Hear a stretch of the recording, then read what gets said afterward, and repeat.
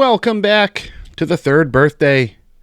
Last time we finished off a pretty annoying boss and we had a couple marathon battles and all that fun stuff. So today, if this loading screen can ever go by, we are going to jump straight into Christmas Eve 2013 back in the present day.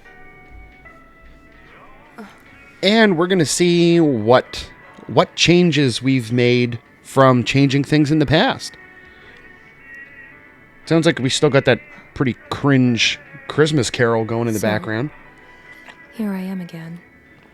With like the worst off-key singing I've heard in a long time. And the FBI branch, they're gone as well. You're no longer under observation.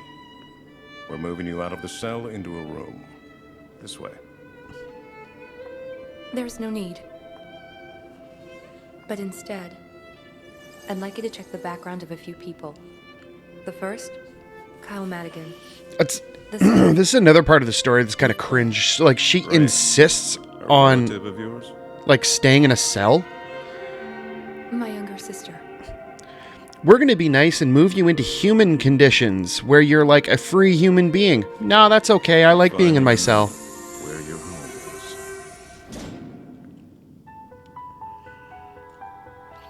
Episode 3.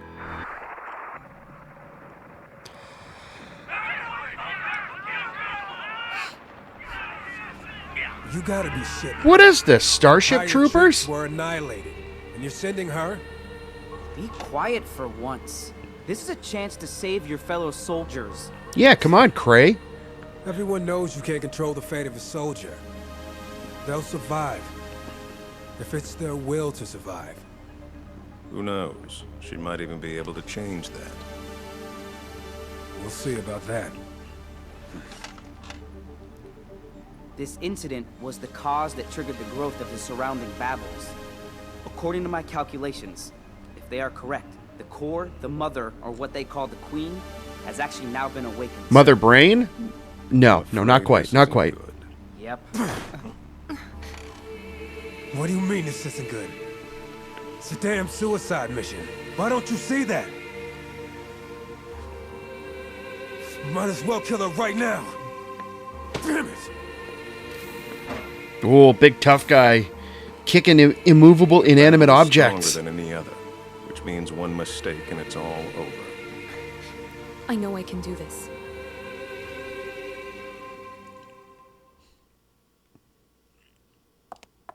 All right, and she magically gains a coat. Okay, so first order of business. We have 23,000 BP, so time to spend a little bit, I think. See what kind of upgrades we can get.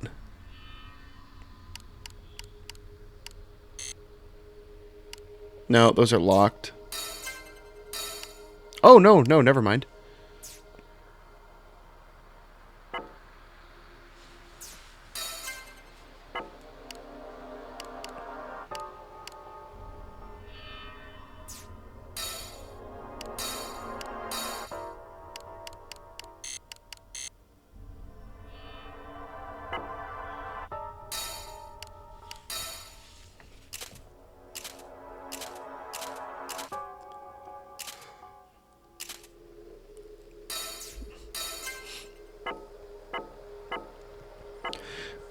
So, like, realistically, like, yes, you have the sniper rifle and stuff that you can buy with the BP and then start upgrading it, but, I mean, the base power on those is already pretty high, so you don't necessarily need to get it, because the assault rifles are much more, I find them much more effective for getting the overdrive prompt to come up. And when you do need a sniper rifle, it's usually in an area where an NPC with a sniper rifle will show up. So they're not really ever going to leave you without them when you need them. So if you can bring a bunch of like assault rifles with you to begin with, then you can just swap over to the NPC with the sniper whenever you need it, and then just swap back. And then you just carry your same 3 assault rifles with you, and then when you get the ammo recharge, I mean, you're golden. That's the way I've always looked at it, but I mean, I'm sure once you upgrade the sniper rifle with like a decent capacity,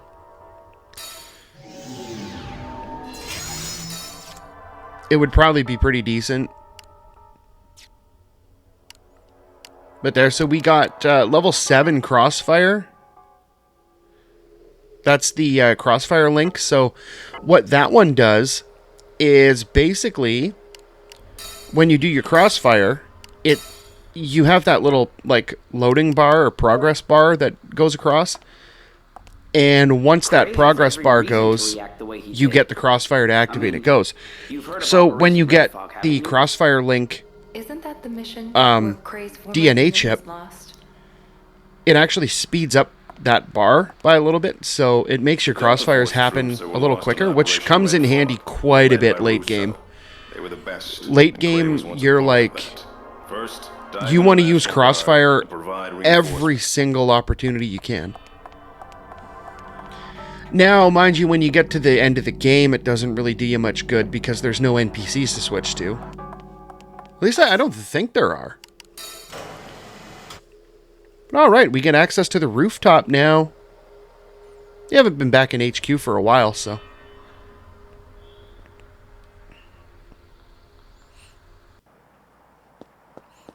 I'd say this is roughly about midpoint of the game. Ish.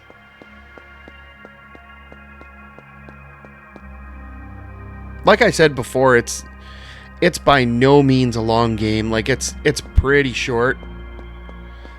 I mean, it could be long your first time through if you're like doing what I do and run around and explore literally everything just because my imaginary OCD tells me I have to.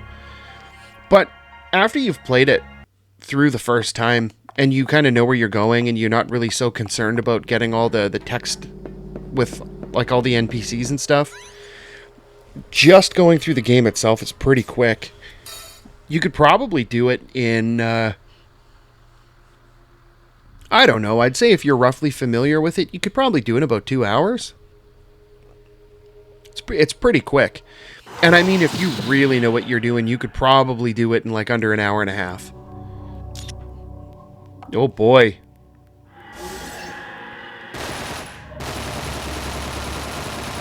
So yeah, right when you spawn in, you can just start taking things out.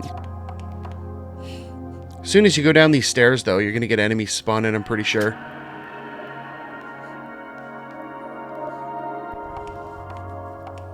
Pretty sure. Yep, there they are.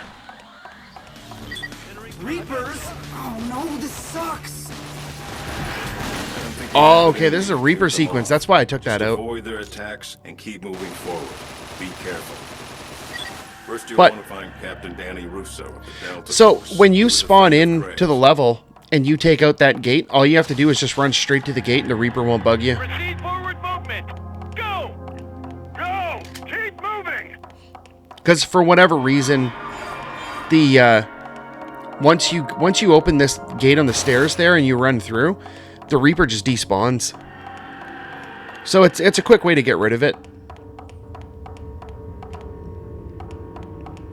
Grenades, grenades, grenades!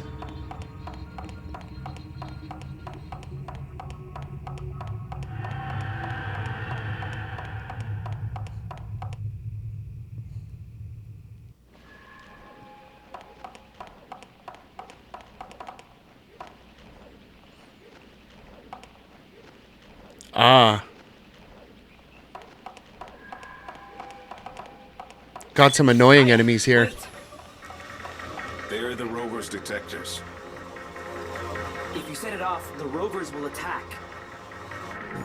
Yeah, so you basically gotta play hide and seek with those black circle things. But the nice thing is, they do run in a set path. So you can kind of You can kind of fake them out. And once it goes past, you can make a run for it.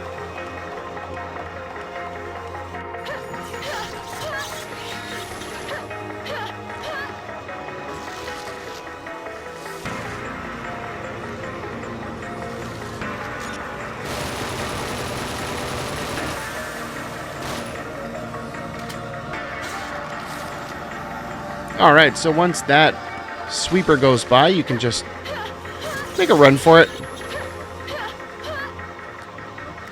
And I think, I'm pretty sure, if you stick right up against the wall, it works kind of like Crisis Core, which makes sense because Crisis Core was originally on the PSP too.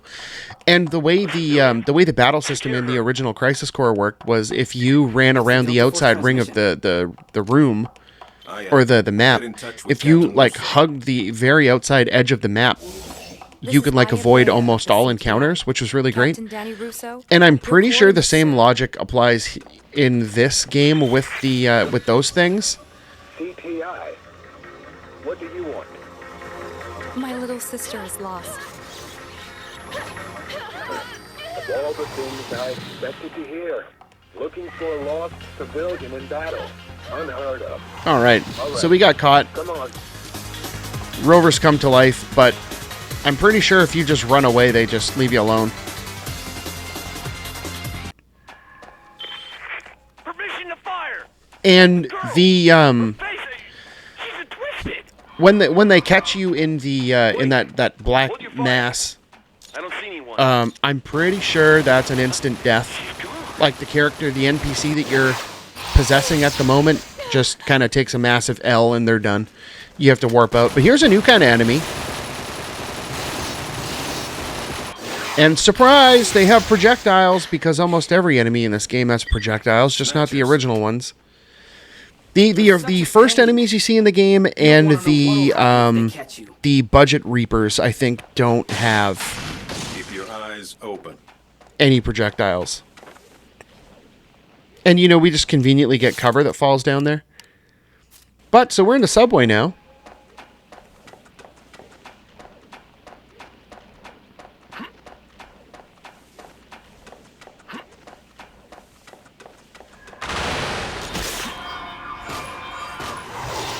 It's gonna be a long one. Kill them all. Alright, so these guys are called Snatchers.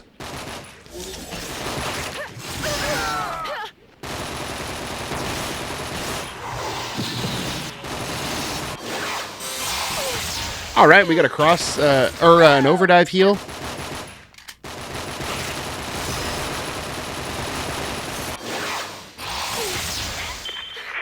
This is Russo. We're heading down the subway tracks. I'm not waiting around for you. I find it really interesting that there was no music. Like there's no music in this area. It's really weird. I don't know why they did it that way. Like I understand they want the atmospherics, but like when you have enemies pop up and there's no battle music with it, it just feels weird. It feels like the game's broken.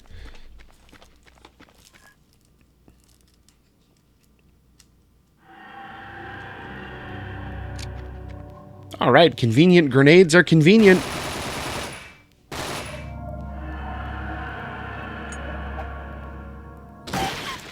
Oh, we blew ourselves up. All right, we got a grenade launcher. Uh-oh, a Reaper! Alright, so we have 2 X's on the map.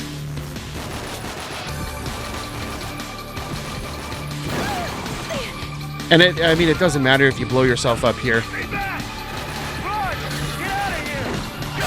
Because, the Reaper's gonna hit you anyway, so... And yes, the Reapers can hit you on ladders.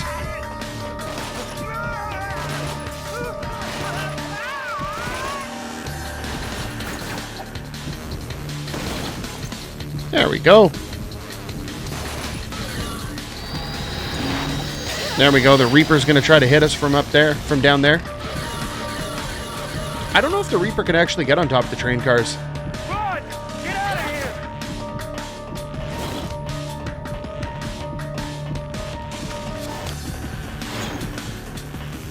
You have to kind of lure it away, though, if you want to keep the same NPC you're playing as, so... Run! Get out of here!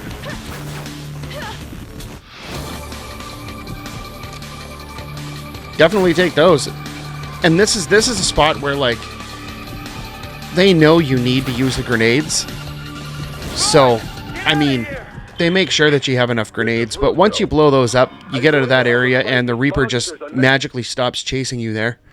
And even though it's open on all sides, you have a safe room where the Reaper does not come to. Just conveniently. Nice to have some music back.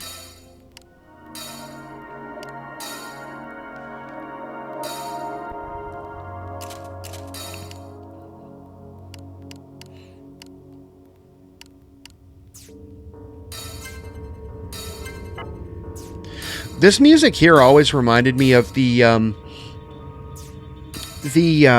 what do you call it? The mission screen, the main mission screen from the first Devil May Cry.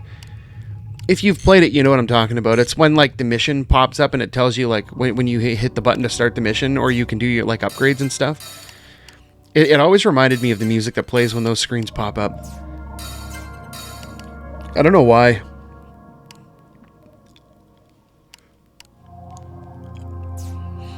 But alright, we're going to get some upgrades for our weapons here. I really like that SWAT assault rifle, just because it has 500 rounds. If you look, though, it has about half the power of the AC-54, so it's a trade-off. So hypothetically, you can do double the damage that you would with the SWAT with the AC-54, but at the same time, you might not necessarily need that, because you might be able to get enough shots off to get the overdive on enemies and still have that extra stockpile of your 500 rounds, so it depends what you want to go for. Like, if you're going for straight damage output, then the first one would be a lot better, but the SWAT would be better if you're going for not damage output, but number of hits, because those are two different things, and I think Chief, the game counts them there's differently. a bunch of traps up ahead, and they have infrared lights. Like the number of hits and amount of damage won't necessarily be correlated all the time. This is Russo. We're taking a rest pit. Get your ass over here. But all right, we got some enemies coming, I'm going in. and there's a crossfire.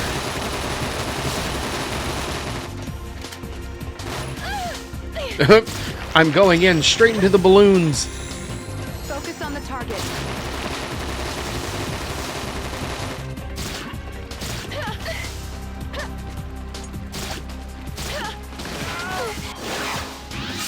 Yeah, look at that overdrive damage.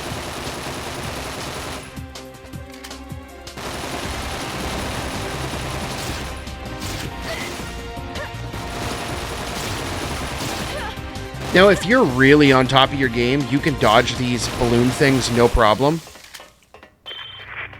Someone with the face of a twisted? But Maybe you need more if you're sleep. me, that's not going to happen. I know what I saw. All right, normal enemies from the beginning of the game. And they give us a whopping, what is that, 9 experience?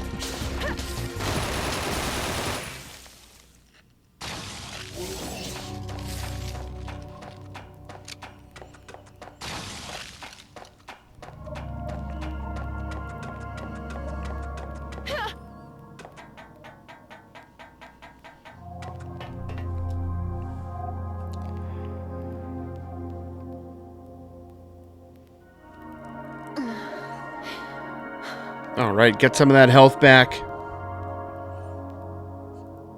I don't know why they made, like, whenever you're standing still, you just, for whatever reason, you have, like, these grunt noises come out, and, like, you're not moving, but they happen. It's really strange. All right, getting up close and personal here. Hi!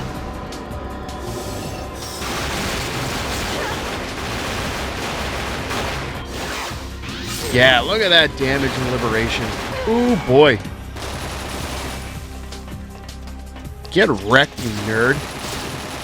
And then you got that one. You can't really get up close and personal, but you know, you have to be up on your dodging for this.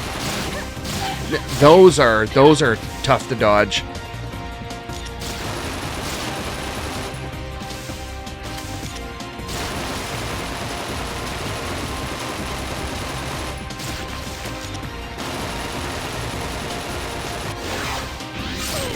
All right, almost got it. There, and this is what I was talking about. These guys regenerate.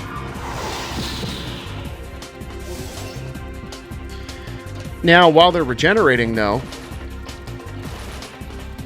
I don't know if we can hit it from here. I don't think so. Just kind of wasted that whole thing.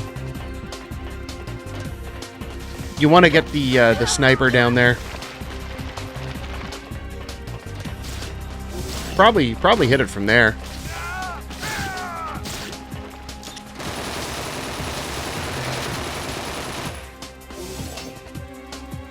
Yeah, so when they regenerate their health, you got to aim for that little white spot. Gets you an instant overdive prompt, and you just prompt them, because otherwise it's almost impossible to take them out with your standard weapons if they're not like really well upgraded. And I mean, you have to have your character level up there so that your stats get bumped.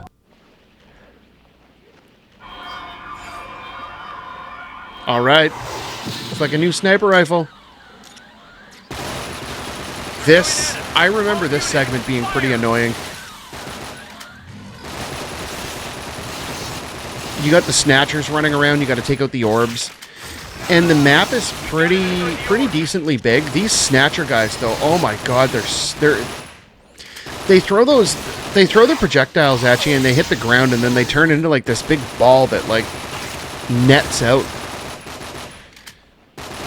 And like you're aiming up to try to hit them, and then you got like these spike balls and like mines, I guess, that they throw out, and like they can be really tough to dodge because you're looking up, you're not paying attention to what's on the ground.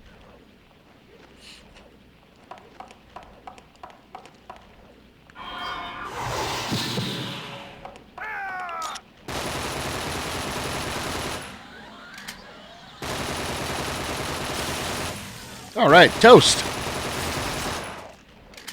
Yeah, now these things are going to shoot spikes out.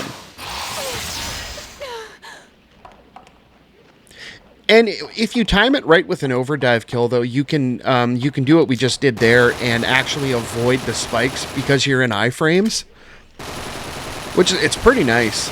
It's all about the timing, though. If you're a hair off, you get... Like, I completely lucked out on that one, but it is a thing. Oh, got blown up. Wow, you're not doing too well there.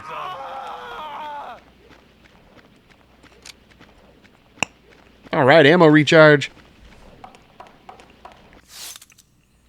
All right, so this is our map. And it looks like we have one more orb to take out.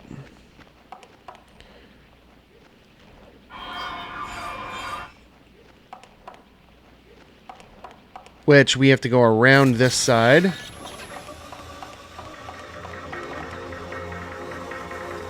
And it's right there.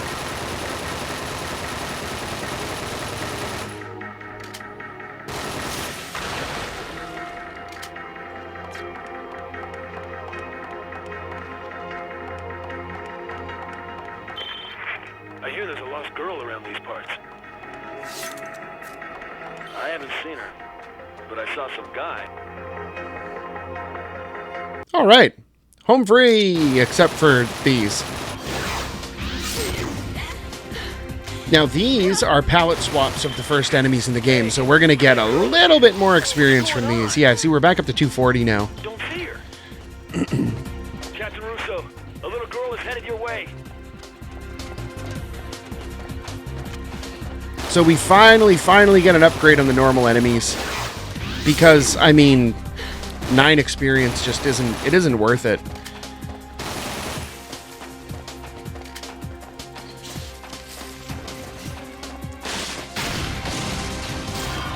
I was always curious though about how you would go about grinding in this game, because like you really I mean you can, but you're kind of locked, your progress locked by what enemies show up in what area.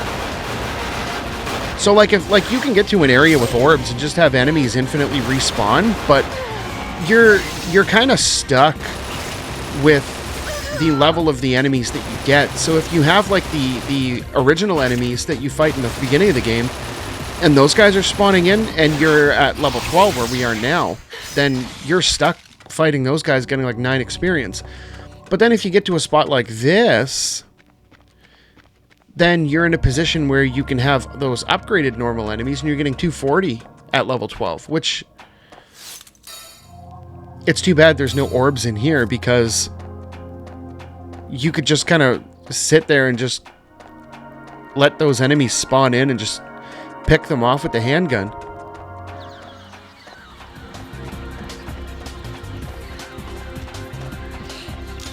Okay. I would, if I was playing this right now, I'd be using a grenade on that thing. Past me agrees. Yeah, look at that. Full health bar on the overdive. Hey, there's a level. Oh, I thought we were level 12. No, we were level 13, so we had gained a level, so we're level 14 now. Good stuff, good stuff. But I think this is where we will call it. So if you like this video, make sure you hit the like button. And if you want to see more videos like these, make sure you hit the subscribe button. And until next time, thanks for watching.